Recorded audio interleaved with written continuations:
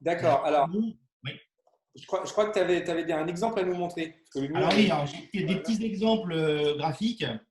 Alors, attendez, je vais partager mon écran. Alors d'habitude, pour ceux qui connaissent Benoît pour les autres webinaires, il nous fait des petits graphiques, là, justement, des dessins de Autre presse. chose, c'est une autre activité, effectivement, C'est une là. autre activité. Et là, il va nous faire on va voir de l'animation, là. Du Alors, motion design.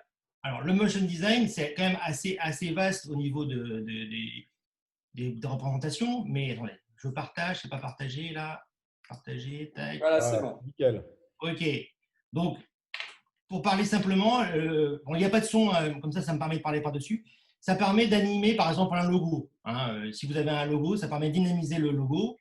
Donc ça, c'est la première base du motion design. Donc ça peut servir pour la télévision, ça peut servir. Alors vous voyez, par exemple, là, c'est une animation d'un jingle pour une émission. Donc ça peut être une émission télé, mais comme une émission sur YouTube ou sur les supports, les réseaux sociaux. Ça peut être tout simplement aussi une intégration dans des vidéos, des images vidéo. Donc c'est en complément avec ce que disait Benjamin. Alors, des fois, je fais des pauses, hein.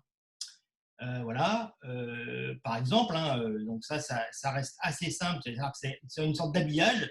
On peut aller au-delà aussi, on peut intégrer dans de la vidéo, mais c'est de l'interaction presque entre la vidéo.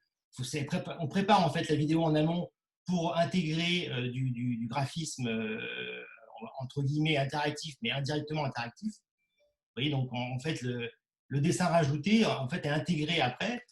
Et alors après, bon, attendez, je fais une pause pour l'instant. Alors ça, si vous voulez, ça, je vais peut-être me remettre. Attendez, j'arrête.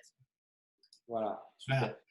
Voilà. Donc ça, c'est une sorte d'habillage. On habille la vidéo. C'est-à-dire que c'est un complément par rapport à ce que fait Benjamin. C'est-à-dire que j'habille d'une façon, on va dire, ludique, d'une façon un petit peu graphique, une vidéo qui peut paraître au départ, on va dire, simple et direct. L'avantage de faire du graphisme, c'est que ça permet aussi de donner un peu plus d'ampleur à cette vidéo.